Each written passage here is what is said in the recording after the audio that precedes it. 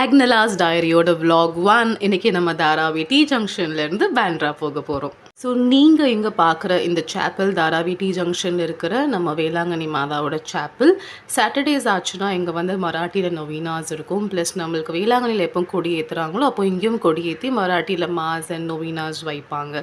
So இங்கே இருக்கிற கத்தோலிக்க மக்கள் நடுவில் நான் நோட்டீஸ் பண்ணின ஒரு விஷயம் என்ன அப்படின்னா 3 விஷயம் கண்டிப்பாக இருக்கும். 3 ஹோலி கிராஸ் இருக்கும், சகாய மாதாக்குள்ள ஃபோட்டோ இருக்கும், அண்ட் நம்ம வேளாங்கண்ணி மாதாக்குள்ள சிறுபம் இருக்கும். இந்த 3 விஷயமே மேஜர்லி நீங்கள் இந்த சர்ச்சஸ் போனாலோ இந்த ஏரியாஸ்லேயோ இல்லை கேத்தலிக்ஸ் அதிகமாக இருக்கிற இடத்துல போனீங்கன்னா கண்டிப்பாக அது வந்து இருக்கும். இன்ஃபேக்ட் நம்ம போகிற சர்ச்சில் அண்ட் போகிற வழியில் கூட எல்லாம் இருக்கும். நான் அவங்களுக்கு அதெல்லாம் இந்த வீடியோஸில் காட்டுறேன். வணக்கத்துக்குரிய தந்தை ஆக்னலோ வந்து ஒரு போர்ச்சுகீஸ் ப்ரீஸ்ட். இவங்களோட பிறப்பு, இவங்களோட சேவை எல்லாமே கோவாவில் தான் இருந்துச்சு. இவங்க பிரசங்கம் வச்சுட்டு இருக்கும்போதே மயங்கி விழுந்துருவாங்க, நான் அடுத்த நாள் இறந்துருவாங்க. இவங்க இறந்தது வந்து எதிரேறதை ஆண்டவர் திருநாள் அன்னைக்கு வந்து இவங்க இறந்து போவாங்க. ஸோ நம்ம வந்து ஃபாதர் ஆக்னல் ஆஷ்ரம் தான் சொல்லுவோம், சர்ச் சொல்ல மாட்டோம். எதுக்கு அப்படின்னா ஃபாதர் ஆக்னல் வந்து மேஜர்லி கம்யூனிட்டி, நம்ம சொசைட்டிக்கு சேவை பண்ணணும், மேசு அந்த மக்களுக்கு கொண்டு சேர்க்கணும்னு சொல்லிட்டு நிறைய ஆஷ்ரம், அநாத ஆஷ்ரம், ஸ்கூலு, காலேஜ் சொல்லிட்டு சேவைகள்லே அதிகமாக இன்வால்வ்டாக இருந்தாங்க. ஸோ சர்ச் அப்படிங்கிறது இந்த சேவைகள் இருக்குல்லையா, இதுக்கு நடுவில் ஒரு ஸ்பிரிச்சுவல் என்ரிச்மெண்ட்டாக சர்ச் இருக்குது. ஸோ இது பங்கு ஸ்தலம் அப்படி கிடையாது. இவங்களோட அந்த சர்ச் லைக் இந்த ஏரியாவில் உள்ளேயே வந்து ஸ்கூல் இருக்கும், ஆஷ்ரம் இருக்கும், காலேஜ் இருக்கும், அண்ட் இதுக்குள்ளேயே வந்து சர்ச்சுமே இருக்கும். ஸோ அதனால் நம்ம வந்து ஆஷ்ரம் அப்படின்னு இதை மேஜர்லி நம்ம சொல்கிறோம். கோவன் கல்ச்சரில் இருக்கிறது ஆப்வியஸ்லி நம்ம தமிழ் மக்களுக்கு எப்படி இன்ஃப்ளூயன்ஸ் ஆச்சுன்னு நீங்கள் யோசிக்கலாம். என்னோடய தாத்தா ஜெனரேஷனில் வேலை தேடி மக்கள் வந்து தமிழ்நாட்டில் இருந்து இங்கே வரும்போது நம்மளை அரவணைச்சிக்கிட்ட ஒரு தந்தைன்னு சொல்லலாம். தந்தையோட பரிந்துரை, அதாவது அவரோட ஆன்மா வந்து கடவுள் முன்னாடி நமக்காக ரொம்ப வந்து பரிந்துரைச்சதுன்னு அப்படின்னு சொல்லலாம். ஏன்னா அந்த டைமில் அதிகமான ஒரு தமிழ் மாசோ இல்லை அதிகமான தமிழ் நொவீனாஸோ ப்ரேயர்ஸ் அப்படி ரொம்ப அதிகமாக அப்படி கிடையாது. லைக் இப்போ இருக்கிற அளவுக்கு கிடையாது.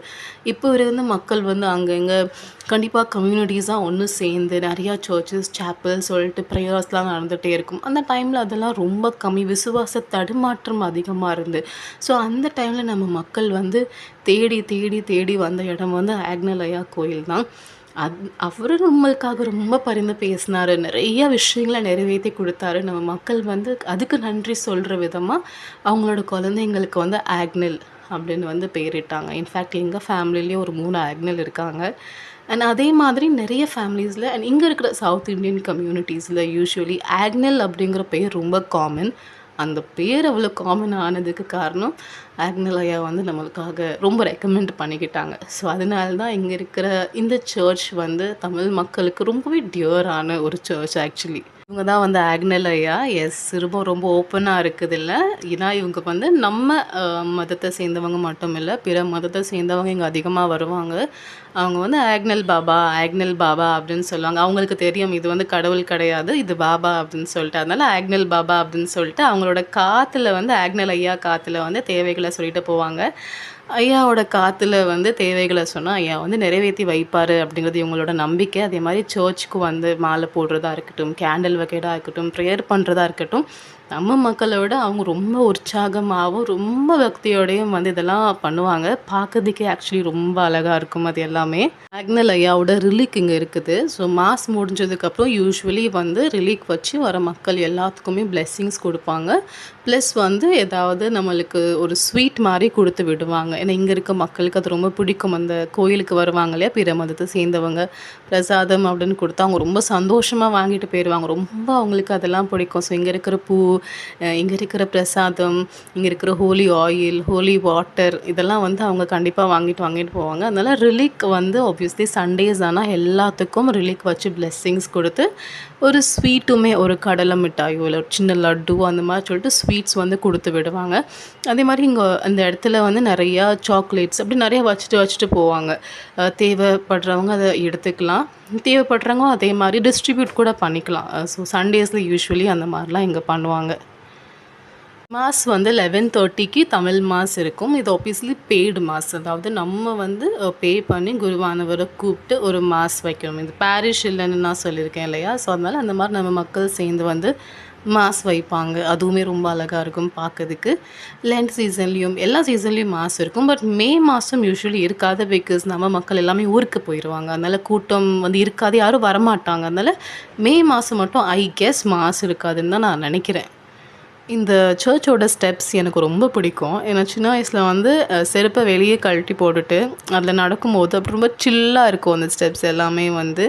இப்போ ஆக்சுவலி அது ரொம்ப வழுக்குது அப்படிங்கிறதுனால இந்த மாதிரி மெட்டல் பெல்ட்ஸ்லாம் அதில் வந்து அடிச்சிருக்காங்க. பட் இந்த இந்த ஸ்டெப்ஸ் எனக்கு ரொம்பவே ஸ்பெஷல். ஏன்னா எனக்கு அந்த ஸ்டெப்ஸில் அப்படி காலை வச்சதுமே ஒரு ஒரு தனி ப்ரெஸ்ஸுனால குட் ஃபீல் இருக்கும். அதே மாதிரி கோயிலுக்குள்ளே போகும்போது யூசுவலி நீங்கள் செருப்பு இல்லாமல் போனீங்க அப்படின்னா ஒரு நல்ல ஃபீல், ஒரு ஸ்பிரிச்சுவல் ஃபீல் எனக்கு ரொம்ப பிடிக்கும் ஆக்சுவலி. ஸோ கண்டிப்பாக யூசுவலி சர்ச்சஸ்குள்ளே போகிறீங்க அப்படின்னா முடிஞ்ச அளவுக்கு உங்கள் ஏரியாஸில் இருக்கிற சர்ச்சஸில் செருப்பு இல்லாமல் போக ட்ரை பண்ணுங்கள். இங்கே ஆக்சுவலி அப்படி ஒரு கலாச்சாரம் எல்லா இடத்துலையும் கிடையாது. இங்கே எல்லா இடத்துலையுமே வந்து மக்கள் செருப்பு போட்டுட்டு தான் போவாங்க. பட் இந்த சர்ச்சில் மேஜரி நீங்கள் இந்த கோயிலுக்கு வந்தீங்கன்னா செருப்பு வெளியே கழட்டி போட்டுட்டு உள்ளே போகிற பழக்கம் வந்து இங்கே நிறையா இருக்குது, இந்த ஸ்பெசிஃபிக்கான சர்ச்சில் மட்டும். சர்ச் வந்து ஒரு ஸ்லோப்பில் இருந்த மாதிரி தான் இருக்கும். அதில் ஆப்போசிட் டிரெக்ஷன் பார்த்துக்கிட்டிங்கன்னா ஃபுல்லாக கடல். அண்டு கடல் அப்படின்னா அது பீச் அப்படி சொல்ல முடியாது. ஏன்னா இங்கே வந்து சைடில் சாண்ட் அது இல்லை, பட் ராக், ப்ராப்பராக பாறைகள் இருக்கும். அண்ட் ரொம்பவே ஆக்சுவலி சொல்லப்போனால் கொஞ்சம் அன்சேஃபான பிளேஸ் தான். ஸோ உள்ளே போகக்கூடாது. பட் சில நேரத்தில் உள்ள அந்த லைட்டாக அந்த கல் மேலே நிற்க விடுவாங்க. பட் உள்ளே போகிறது நல்லதில்லை. ஸோ இந்த இடத்துக்கு வந்தீங்கன்னா தயவு செஞ்சு கடல் கிட்ட வராதீங்க. சைடில் வாக் பண்ணுறதுக்கு பிளேஸ் இருக்குது, அதில் மட்டும் வாக் பண்ணிவிட்டு ஸ்டாப் பண்ணிடுங்க. நம்ம வந்து அந்த ட்ரையாக பாறை இருக்குதா அப்படின்னு பார்த்துட்டு நம்ம அதில் நிற்கும். பட் அதே வந்து பார்த்திங்கன்னா ரொம்ப கடல் கிட்ட இருந்த மாதிரி இருக்குது. இதுக்கு முன்னாடி ஆட்கள் போய் நிற்காங்க. அலைகள் வந்து அடிக்கும்போது அவங்கள அப்படியே தள்ளி விடுது. கீழே விழுந்தாங்கன்னா மண் இல்லை, பாறை. பட் அதை அவங்க புரிஞ்சுக்க மாட்டேங்கிறாங்க. முன்னாடி ஒரு பெரிய குரூப்பே போய் நின்றுச்சு. ஸோ கொஞ்ச நேரம் அப்புறம் போலீஸ் ஆப்வியஸ்லி வந்து எல்லாத்தையும் பின்னாடி போக சொல்லிட்டாங்க. கடல் ஆக்சுவலி வீடியோவில் நானே பார்த்தேன், ரொம்ப சாதாரணமாக இருக்குது கடல் அப்படி தெரியுது. பட் இங்கே வந்து பார்த்திங்கன்னா தெரியும், கடல் வந்து வேறு லெவலில் வந்து அது அலைகள்லாம் இருக்கும். ப்ளஸ் பாறைகளில் நிற்கிறச்ச எவ்வளோ பின்னாடி தள்ளி நிற்க முடியுமோ அவ்வளோத்துக்கு நிற்கிறது சேஃபு. இல்லைன்னா முடிஞ்ச அளவுக்கு இங்கே வராமல் இருக்கிறது, ரொம்ப க்ளோஸாக வராமல் இருக்கிறது பெட்டர். பட் இங்கே சைடில் வந்து ஃபுல் வாக்கிங் ஸ்பேஸ் தான். ஸோ அரவுண்ட் ஒரு 1 கிலோமீட்டருக்கு வாக் பண்ணலாம். அதுக்காக ப்ராப்பராக பில்டு பண்ணி வச்சுருக்காங்க.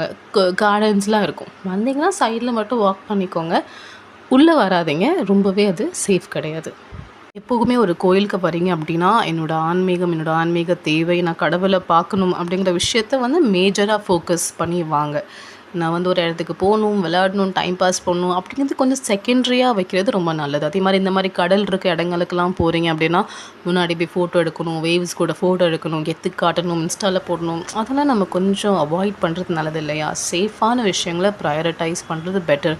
அதே மாதிரி ஃபுட்டு வாங்க வரீங்க அப்படின்னா ஃபுட்டு ஹைஜீனிக்காக இருக்கா, அந்த ஃபுட் நம்மளுக்கு செட் ஆகுமா, ஃபுட்டோட ப்ரைஸ் என்ன, நம்ம அதை எங்கே உட்காந்து சாப்பிட்லாம், இருக்கிற இடம் நல்லா இருக்கான்னு கொஞ்சம் பார்த்து எடுத்து அந்த மாதிரி நீங்கள் சாப்பிடுங்க. பட் நான் என்ன சொல்லணும் அப்படின்னா, வீட்டிலேருந்து வரும்போதே நல்ல தண்ணி பாட்டில் கொண்டு வாங்க, ஒரு சின்ன ஸ்நாக்ஸ் வச்சுக்கோங்க. பிகாஸ் அதெல்லாம் வந்து உங்களுக்கு கொஞ்சம் ஹைட்ரேட்டடாகவும் ஃப்ரெஷ்ஷாகவும் வைக்கும். உங்களுக்குமே வந்து ஒரு புது இடத்த எக்ஸ்ப்ளோர் பண்ணும்போது நீங்கள் பயம் இல்லாமல் வந்து வரலாம் அண்ட் கொஞ்சம் சாட்டிஸ்ஃபைடாக திரும்பி போகலாம். So yes, thanks for travelling with me so far. I hope you like the video. கண்டிப்பாக உங்களுக்கு ஒரு நல்ல எக்ஸ்பீரியன்ஸாக இருக்கும்னு நான் நினைக்கிறேன். வந்தீங்க அப்படின்னா கண்டிப்பாக இந்த இடங்களுக்கு வாங்க. கடவுள் உங்களை ஆசீர்வதிக்கட்டும். எப்போவுமே ஹாப்பியாக இருங்க. ஆமென்.